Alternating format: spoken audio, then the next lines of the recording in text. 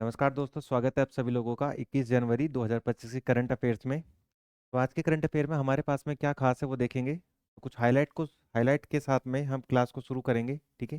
बाबा शाम का नाम लेकर 21 जनवरी 2025 के करंट अफेयर में सभी प्रतियोगी परीक्षाओं को तहस नहस नेस्त नाबूद करने के लिए, ठीक है। तो आज का हमारा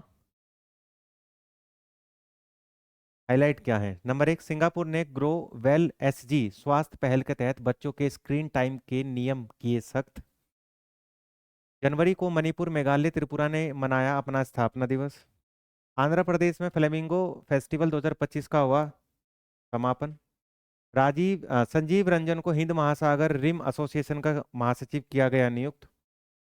केंद्र सरकार ने व्यावसायिक दस्तावेजों का प्रबंधन करने के लिए एंटिटी लॉकर किया लॉन्च।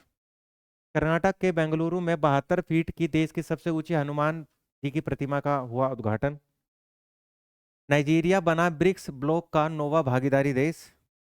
भारत बना दुनिया का 7वां सबसे बड़ा कॉफी उत्पादक देश। वर्ल्ड मॉन्यूमेंट फंड ने चंद्रमा को जोखिम वाली जगहों की सूची में किया शामिल। फोर्ब्स की बिलियनर्स सूची में 2025 में टेस्ला के मालिक एलोन मस्क को मिला शीर्ष स्थान। जेडी वेंस ने यूएसए के 50वें उपराष्ट्रपति के रूप में ली शपथ। ठीक है, तो ये थे आपके हाइलाइट्स। और आपका पहला क्वेश्चन क्या है आज आपका। हाल ही में मणिपुर, मेघालय, त्रिपुरा ने अपना अपना स्थापना दिवस कब मनाया। 18, 19, 20, 21 जनवरी को तो कब मनाया।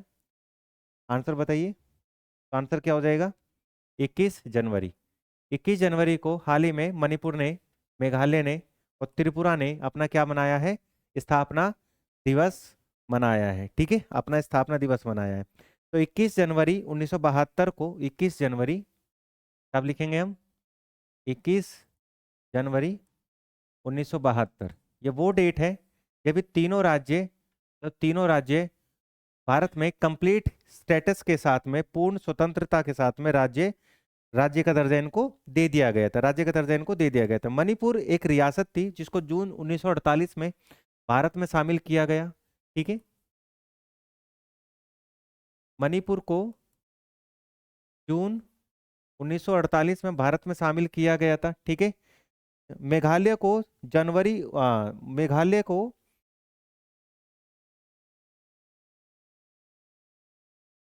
1971 से मेघालय अलग हुआ था। जो मेघालय है आपका,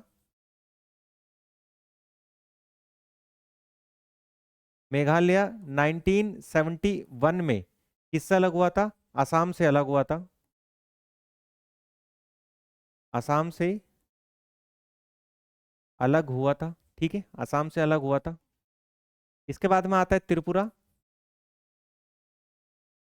त्रिपुरा जो है आपका, इसको 15 नवंबर 1949 में, 15 नवंबर 1949 में भारत में शामिल किया गया था।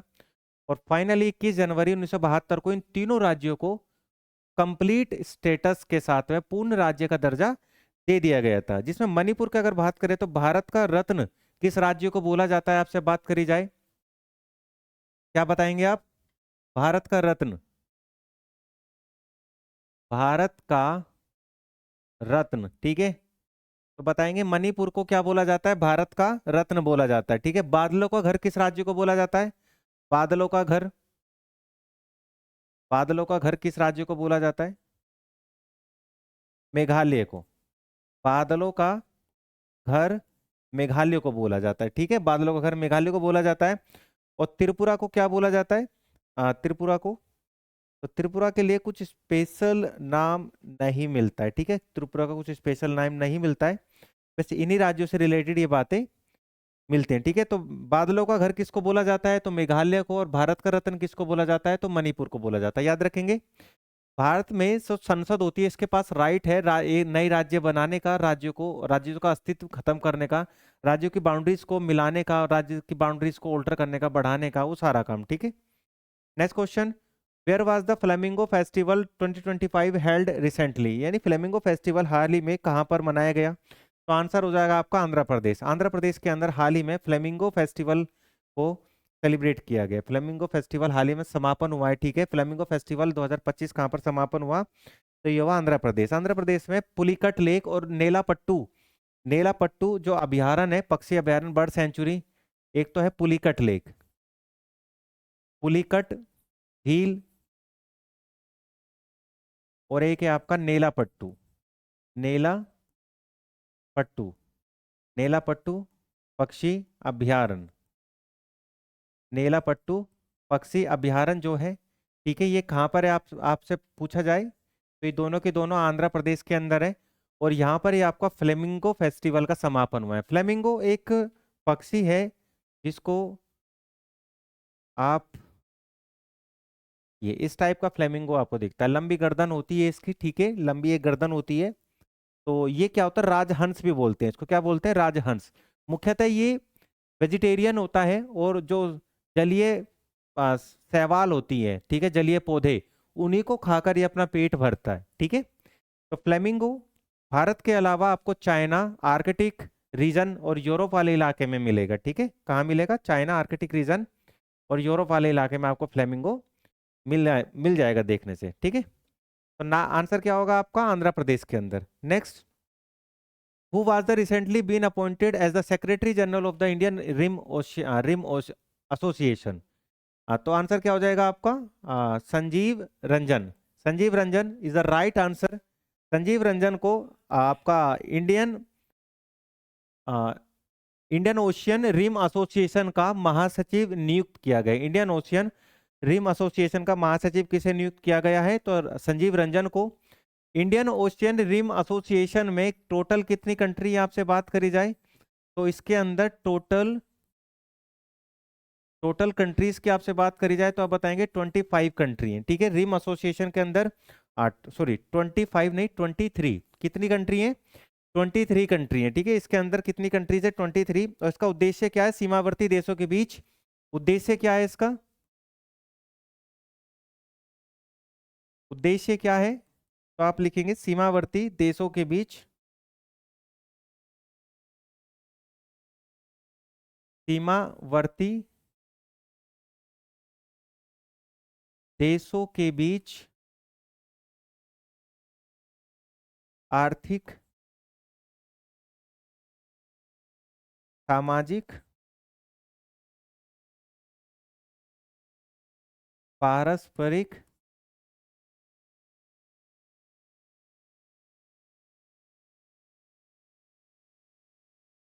संबंधों को मजबूत बनाना, ठीक है। संबंधों को क्या करना है, मजबूत बनाना है। संजीव रंजन जो है 1993 बैच के आईएफएस ऑफिसर हैं। ये कौन है, 1993 के आईएफएस हैं, आईएफएस है, ये आईएफएस ऑफिसर हैं, याद रखेंगे इतना। नेक्स्ट क्वेश्चन है, who was the recently launch entity locker. तो एंटाइटी लोकर को हाल ही में किसने लॉन्च किया है, तो आंसर हो जाएगा आपका इलेक्ट्रॉनिक और सूचना प्रौद्योगिकी मंत्रालय, ठीक है। माइटी मिनिस्ट्री ने हाल ही में, ठीक है, ministry of electronic and information technology मंत्रालय ने, माइटी मिनिस्ट्री ने एंटिटी लोकर जो है ये लॉन्च किया है। एंटिटी लोकर को लॉन्च किया है। इस लोकर में गवर्नमेंट डॉक्यूमेंट का प्रबंधन और सुरक्षा की जाएगी, ठीक है। गवर्नमेंट डॉक्यूमेंट का क्या किया जाएगा, प्रबंधन किया जाएगा, प्रबंधन और सुरक्षा, और क्या, और की क्या जाएगी, सुरक्षा की जाएगी, ठीक है, सुरक्षा की जाएगी। और फाइल को क्लाउड डेटा पर अपलोड कर दिया जाएगा जिससे कि कोई इसको चुरा ना पाए, ठीक है। क्लाउड आधारित प्लेटफॉर्म पर स्टोर करेंगे, और इसमें गवर्नमेंट टू बिजनेस डोमेन पर यह आधारित होगा, ठीक है। ये government to business, government to business domain पर, गवर्नमेंट, हाँ ठीक है, गवर्नमेंट टू बिजनेस डोमेन पर आधारित, ठीक है, गवर्नमेंट टू बिजनेस डोमेन पर आधारित होगा, याद रखेंगे इतना, ठीक है। तो एंटिटी लोकर जो है ये किसने लॉन्च किया है, तो आप बताएंगे इलेक्ट्रॉनिक एंड सूचना प्रौद्योगिकी मंत्रालय ने, माइटी मिनिस्टर ने लॉन्च किया है। और ये ये क्या है, एक गवर्नमेंट डॉक्यूमेंट का प्रबंधन और सुरक्षा से संबंधित है, ठीक है, इतना याद रखेंगे। नेक्स्ट है आपका, हाल ही में 72 फीट की देश की सबसे ऊंची हनुमान प्रतिमा का उद्घाटन कहाँ पर हुआ है, तो आप बताएंगे बेंगलुरु में हुआ है। कहाँ पर हुआ है, कर्नाटक के बेंगलुरु में हुआ है, कोंडारामन, ठीक है, कोंडाराम मंदिर परिसर में। यहाँ पे एक मंदिर है, क्या नाम है मंदिर का, कोंडाराम, ठीक है, कोंडाराम मंदिर। तो कोंडाराम मंदिर परिसर में इसका उद्घाटन हुआ है, ठीक है, कोंडाराम मंदिर परिसर में क्या हुआ है, इसका उद्घाटन हुआ है, ठीक है। तो कोंडाराम मंदिर परिसर में इसका उद्घाटन हुआ है। 480 टन वजनी 72 फीट ऊंची ये हनुमान जी की प्रतिमा है, ठीक है, कितने टन, 480 टन वजन है इस प्रतिमा का। और इस प्रतिमा की ऊंचाई कितनी रखी गई है, तो आप बताएंगे 72 फीट की ऊंचाई है, ठीक है, 72 फीट की ऊंचाई है इसकी, और 480 टन का इसका वजन है, ठीक है। भारत के बाहर किस देश में हनुमान जी की सबसे ऊंची मूर्ति आपको देखने को मिलती है, जो कि इस हाइट से भी ऊंची है, तो आप बताएंगे अमेरिका में। कहाँ पर मिलती है, अमेरिका में अष्टलक्ष्मी मंदिर है, अष्टलक्ष्मी अष्टलक्ष्मी मंदिर, अष्टलक्ष्मी मंदिर वहां पर 90 फीट ऊंची, 90 फीट हाइट की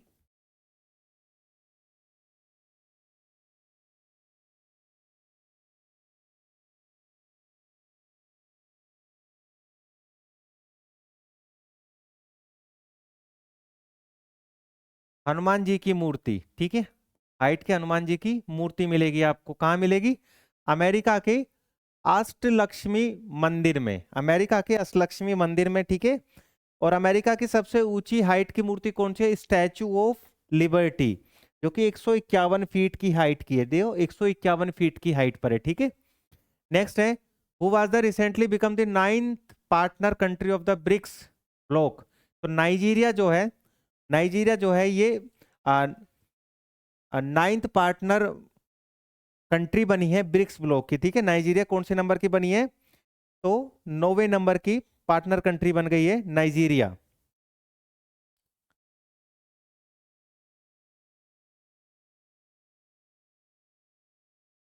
तो अगर नाइजीरिया की बात करें, तो नाइजीरिया जो है ये वर्ल्ड 6th लार्जेस्ट पॉपुलेशन वाली कंट्री है। ये कौन सी है, world 6th largest population country, ठीक है, world 6th largest population country Nigeria, ठीक है। और नाइजीरिया ये परमानेंट मेंबर हो गया है रिसेंट में, ठीक है, 9th मेंबर बना है ब्रिक्स कंट्री का। और इससे पहले ब्रिक्स कंट्री में 8 मेंबर और हैं, जिसमें आपका Belarus, Bolivia, Cuba, Kazakhstan, Malaysia, Thailand, Uganda, Uzbekistan और अब नाइजीरिया, ठीक है। ब्रिक्स कंट्री की बात करें तो ब्रिक्स जो है आपका, यानी ब्राजील, रसिया, इंडिया, चाइना और फिर साउथ अफ्रीका। तो 2009 में इसकी स्थापना होती है, ठीक है, 2009 में क्या होती है, ब्रिक्स की स्टैब्लिशमेंट होती है। और ब्रिक्स में जो साउथ अफ्रीका है, साउथ अफ्रीका को 2010 में इसका मेंबर बनाया जाता है, और फिर यह बन जाता है ब्रिक के ब्रिक्स, ठीक है। तो हम क्या लिखेंगे, यहाँ पर ब्रिक की स्थापना कब हुई थी, 2009 में, और 2010 में ये साउथ अफ्रीका ऐड हो गया, तो क्या बन गया ये फिर 2010 से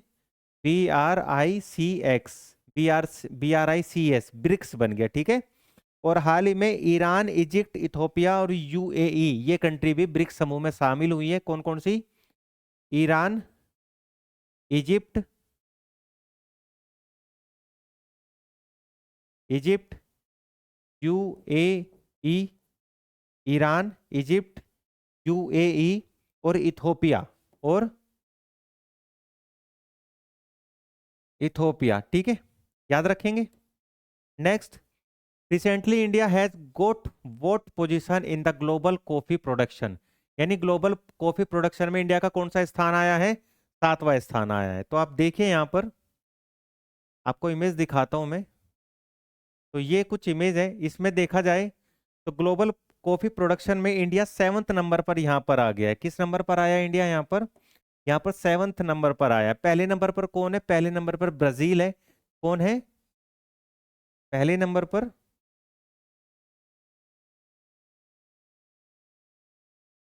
ब्राजील पहले नंबर पर है। उसके बाद में वियतनाम, वियतनाम दूसरे नंबर पर आता है, ठीक है। फिर कोलंबिया, कोलंबिया तीसरे नंबर पर आता है। फिर इंडोनेशिया आता है आपका, इंडोनेशिया चौथे नंबर पर। फिर आपका क्या होता है?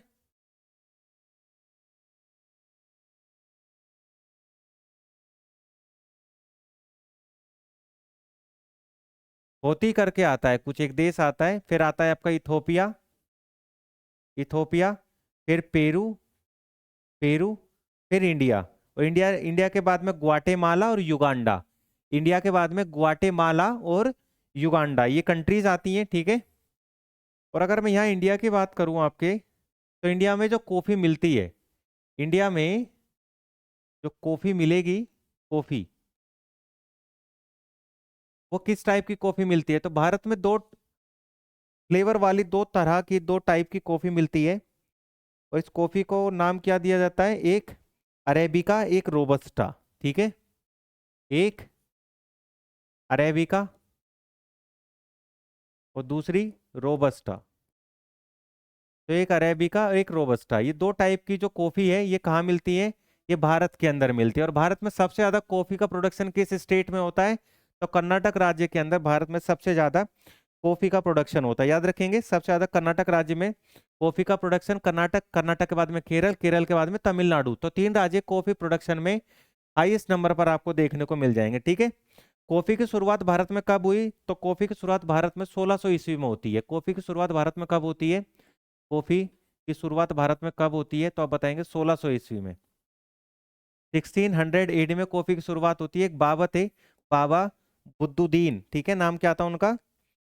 बाबा बुदन, सूफी संत बुदन थे, सूफी, सूफी संत बाबा बुदन। तो बाबा बुदन जो है, एक बार जंगल में जाते हैं, वहां पर कुछ बीज उठा के लाते हैं। फिर उनको पीसते हैं, पानी में उबालते हैं, ठीक है। और उनको फिर दूध में मिला के जब पीते हैं, तो उनको कुछ अलग ही फ्लेवर देखने को मिलता है। और ये फ्लेवर जो है आगे जाके कॉफी बन जाता है, ठीक है। तो भारत में कॉफी की शुरुआत कब होती है? 1600 एडी के आसपास होती है, याद रखेंगे। नेक्स्ट है, which place has recently been included in the list of the place at risk for the first time by the world monument fund? तो किसको वर्ल्ड मॉन्यूमेंट फंड में रखा गया है? तो आप आंसर बताएंगे चंद्रमा को। चंद्रमा को हाल ही में, चंद्रमा को हाल ही में जोखिम वाली जगहों की सूची में शामिल किया गया है, ठीक है। WMF यानी वर्ल्ड मॉन्यूमेंट, मॉन्यूमेंट फंड जो है, वर्ल्ड मॉन्यूमेंट फंड ने चंद्रमा को जोखिम भरी जगहों में शामिल कर लिया है। और ऐसे करके चंद्रमा 25, वर्ल्ड मॉन्यूमेंट फंड में 25 स्थल ऐसे हैं जो कि वर्ल्ड मॉन्यूमेंट फंड में आते हैं। उसमें 25वां स्थान किसका आ गया है? तो आप बताएंगे चंद्रमा का आ गया, ठीक है। 1960 में यूएस चाइना, 1960 में पहली बार चंद्र मिशन भेजा जाता है यूएसएसआर के द्वारा, यूएसएसआर के द्वारा, ठीक है। उसके बाद तब से लेकर और 2025 तक अगर मैं चंद्र मिशनों की बात करूं, तो इसमें यूएसएसआर, यूएसए, ठीक है, इंडिया, जापान और चाइना, ये वो कंट्री हैं जिन्होंने चंद्र मिशन भेजा है, ठीक है, जिन्होंने चंद्र मिशन भेजा है। भारत में बात करें तो चंद्रयान फर्स्ट, सेकंड और थर्ड, तीन मिशन भेजे जा चुके हैं। चंद्रयान फर्स्ट 2008 में भारत में, चंद्रयान फर्स्ट, सेकंड और थर्ड तीनों भेजे जा चुके हैं। चंद्रयान फर्स्ट 2008 में गया था, ठीक है। चंद्रयान सेकंड हमारा 2019 में गया था, जो कि फेल हो गया था। बट चंद्रयान थर्ड हमने 2023 में भेजा है। और भारत जो है चंद्रमा की दक्षिणी सीमा पर उतरने वाला दुनिया का पहला देश बन गया है, ठीक है। तो भारत में चंद्रयान 1 2 3 4 गए हैं। और नासा का 2027 में ओटोमिस थर्ड मिशन जाने वाला है, ठीक है। तो नासा जो है अमेरिका की स्पेस कंपनी है, जो कि अपना ओटोमिस ओटोमिस मिशन जो है, ओटोमिस मिशन थर्ड, इसको कब लॉन्च करने वाला है? 2027 में लॉन्च करने वाला है। कब लॉन्च करने वाला है? 2027 में लॉन्च करने वाला है। नेक्स्ट है आपका who has recently top the Forbes billionaires 2025 list. तो टॉप बिलियनर्स की लिस्ट में किसको शामिल किया गया है? तो आप बताएंगे एलोन मस्क। ठीक है, टेस्ला के मालिक एलन मस्क को टॉप फोर्ब्स के टॉप बिलियनर्स की लिस्ट में शामिल किया गया है। तो एलन मस्क पहले नंबर पर आए हैं, दूसरे नंबर पर जेफ बेजोस आए हैं, थर्ड नंबर पर आपके कौन आए हैं? बर्नार्ड आर्नोल्ट आए हैं, फोर्थ नंबर पर बिल गेट्स आए हैं, और फिफ्थ नंबर पर आए हैं बफेट। Warren Buffett. ठीक है, तो वर्ल्ड बिलियनर लिस्ट जारी हो चुकी है। उस लिस्ट में एलन मस्क जो है वो पहले नंबर पर आने वाले बिलियनर्स बन गए। दुनिया का सबसे अमीर इंसान कौन है आपसे पूछा जाए तो दुनिया का सबसे अमीर इंसान बताएंगे आप, एलन मस्क। ठीक है, और Elon Musk space X, Tesla और एक्स जो सोशल मीडिया प्लेटफॉर्म है इसके मालिक भी हैं। ठीक है भाई। Next, who has recently been sworn in as 15th vice president of USA. तो आप बताएंगे JD Vance. JD Vance America के 50वें उपराष्ट्रपति पद की शपथ लेने वाले व्यक्ति बन गए हैं। और अमेरिका के 47वें 47 प्रेसिडेंट कौन बने हैं? तो आप बताएंगे 47 प्रेसिडेंट बने हैं डोनाल्ड ट्रंप। कौन बने हैं? Donald Trump 47 prime minister of US बने। ठीक है भाई, तो ये था आपका 21 जनवरी 2025 का करंट अफेयर। तो क्लास कैसी लगी जरूर बताइएगा, जल्दी लौटेंगे आपके लिए नई करंट अफेयर की क्लास लेके। धन्यवाद।